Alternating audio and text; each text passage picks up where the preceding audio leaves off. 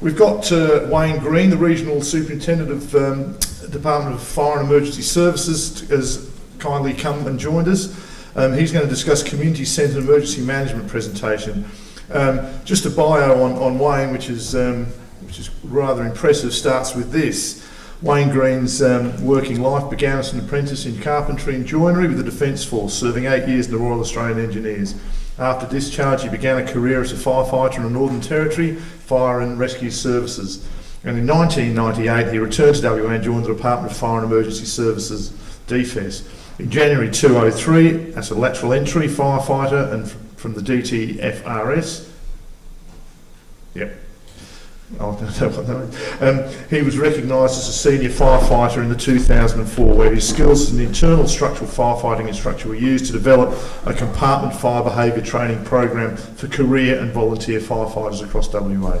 Wayne graduated from the Station Officer Development Program in October 2011, where he managed numerous fire stations south of Perth until accepting a position as structural firefighting and communications subject matter expert, located at WAFES Academy in Forestfield. 2013, he was appointed a Metropolitan Coordinator, where his main responsibility was to manage the Operations Centre. In June 2014, Wayne graduated from the District Officer Development Program and was given the responsibility of managing the DFES Simulation Centre project, and then in November 2016 was appointed the Superintendent for the Great Southern Region, responsible for volunteers and career staff across 11 shires, including Denmark in the west, Esperance in the east and Kojonup in the north. An impressive resume. Would you please welcome Wayne Green?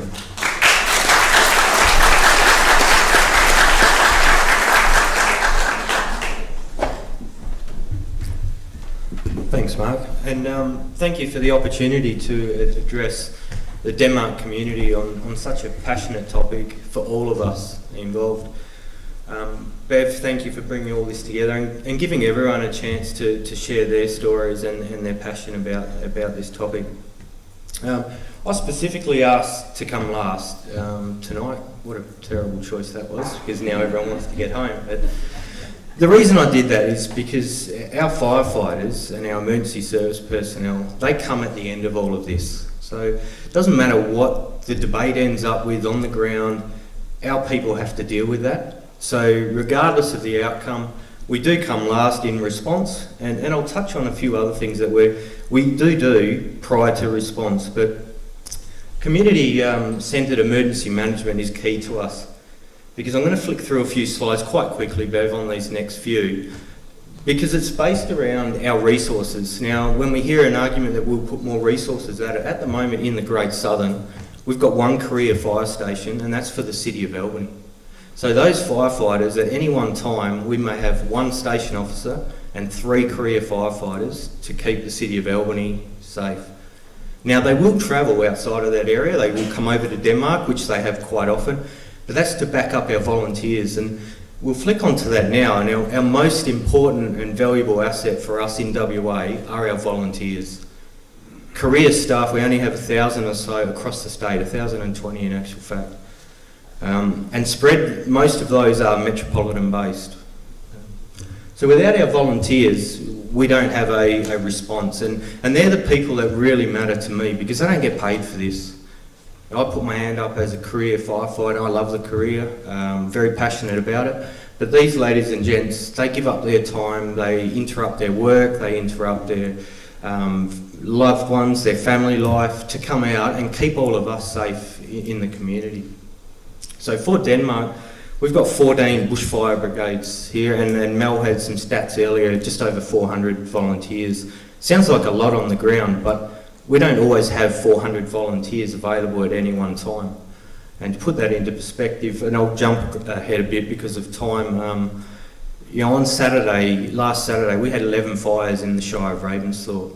Now that exhausted their entire volunteer effort, just 11 small fires, one reasonable sized one out at Hopetoun, but they were exhausted. And in the magnitude of some of our fires, we would exhaust, what volunteers we have available very quickly in the event of any bushfire, especially here in Denmark. So if you can keep flicking through, please, Bev. Yep. Keep going. All right. So we've heard discussions around resources and aerial assets in particular. So this is our aerial asset fleet across the state of WA. It looks impressive, but at the moment all the helicopters on the left, they are metropolitan based. We do see them down in the region every now and then, but because of how sparse our land is and the travel distances, they're less effective. So we see a hell of a lot of our water bombers, and they're managed by the Department of Biodiversity, Conservation and Attractions. And we've got 2 in Albany, 2 in Manjimup, at the moment 3 in Bunbury and 3 in Jandakot, but normally only 2 in each of those locations. We were lucky enough to get all 6 water bombers at the Katanning fires a couple of weeks ago.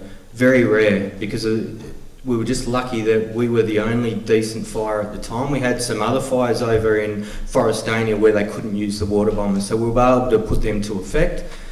But some of our fires, all of these assets and resources, we can't touch because of the intensity of them. Thanks. So on Sunday afternoon, probably about just after lunchtime, I ran a simulation down at Ocean Beach. Now I've chosen Ocean Beach is because it's part of our bushfire risk management planning, it's part of our BRICS project, so the bushfire resilience in the Great Southern. But it's also a very well-known location to anyone in the state of WA, but more particular Denmark. Now I started at lunchtime. The conditions there are very mild. So I used the conditions on the day, I didn't make anything up, just grabbed the current conditions and the current fuel loading and also dryness that's around at the moment. Now that fire's run 6 kilometres approximately in 12 hours through those fuels. Now what's important about this is the next slide.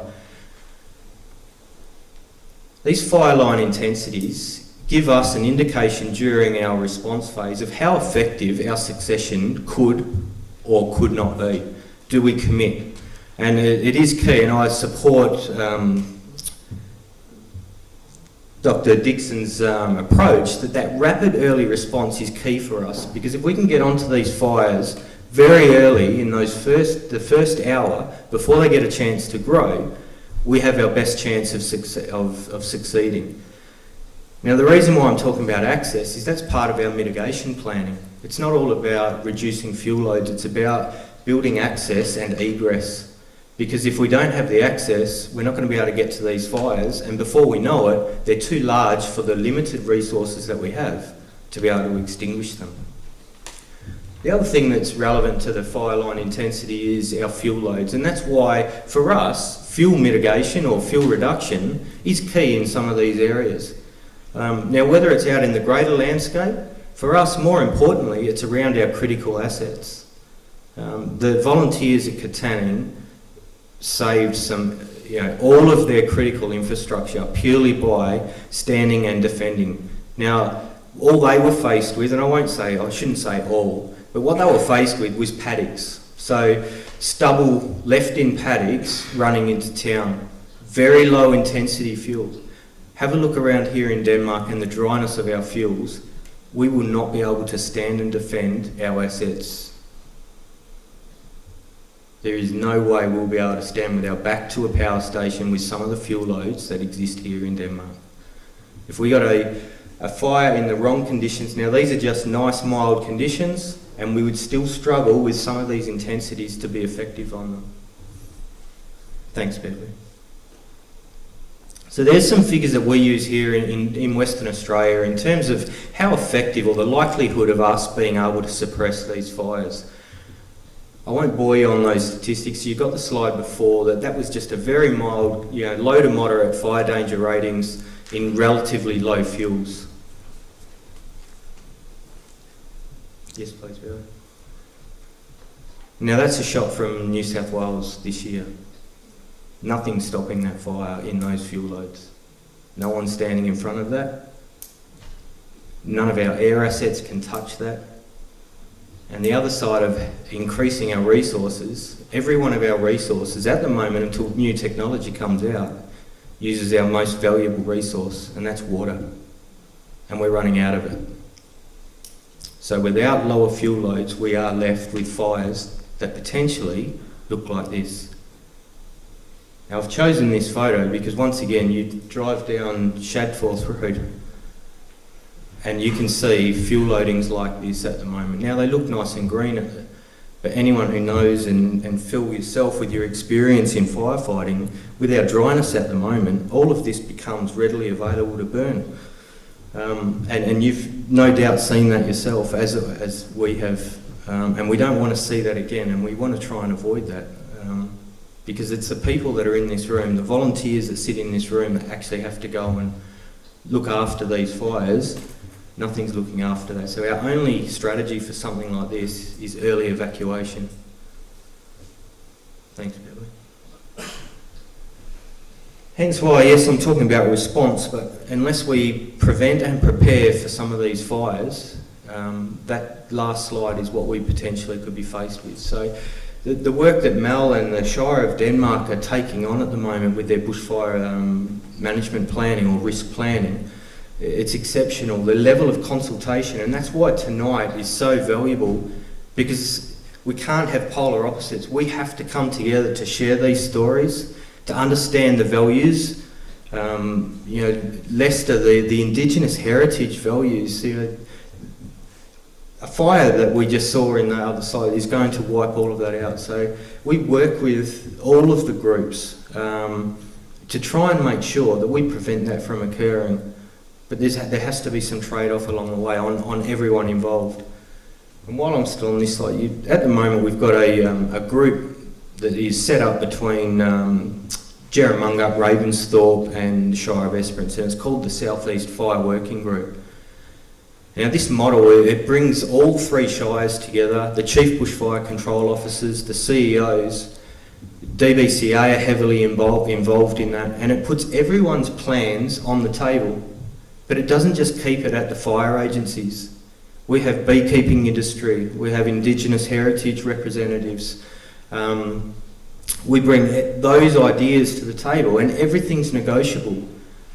The fact that DBCA may have their plan laid out, but another priority pops up, we discuss that at that table and work around it. And having that local knowledge means that we can actually plan for and allow for our valuable assets, and whether that be Indigenous heritage, rare or endangered species of flora and fauna, that all gets an opportunity to be laid out. And that's when we need to do it, during our prevention and preparedness, because during times of response, sometimes we don't have that time to bring everyone to the table and have that discussion.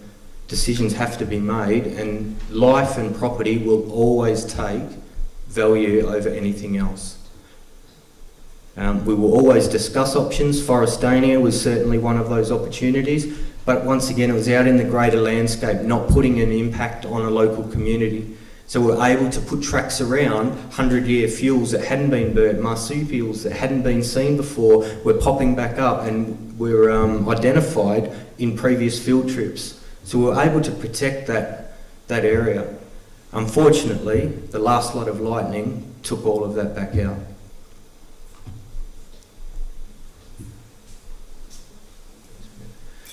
This map here, there's two bits here, I'm not trying to fool anyone here, there's two bits of green on the far left that are still reserved for UCL that needed to be shaded yellow. What we've done here is separated the private property to agency responsibilities.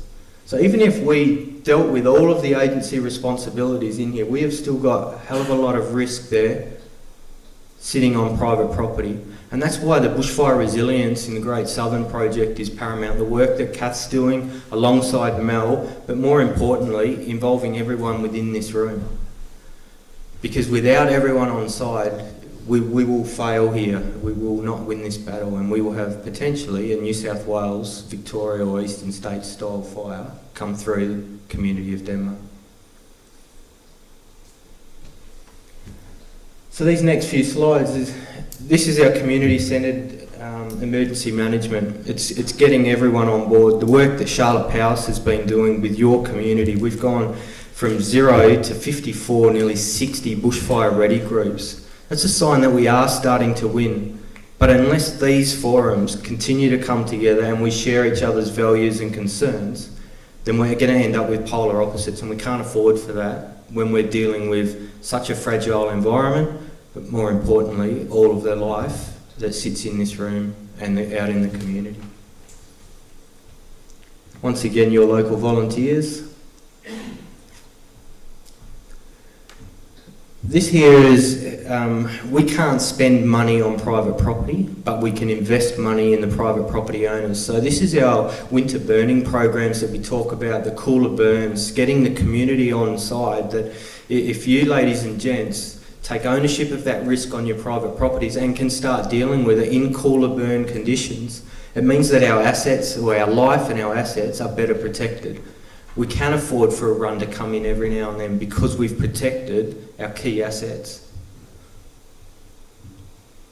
And finally, thank you for the opportunity to come and talk to everyone tonight and share from a response agency our perspective. It would have been nice to have a bit longer to talk through it, but I'm hoping I've got the message through that we're all in this together. So unless we keep coming together like this, this is the only way we're going to succeed. And I've said it on numerous occasions before, if we keep doing this, I've got no doubt the eastern states will be looking in on the Shire of Denmark in particular and how you're getting your bushfire risk management right. So thank you very much.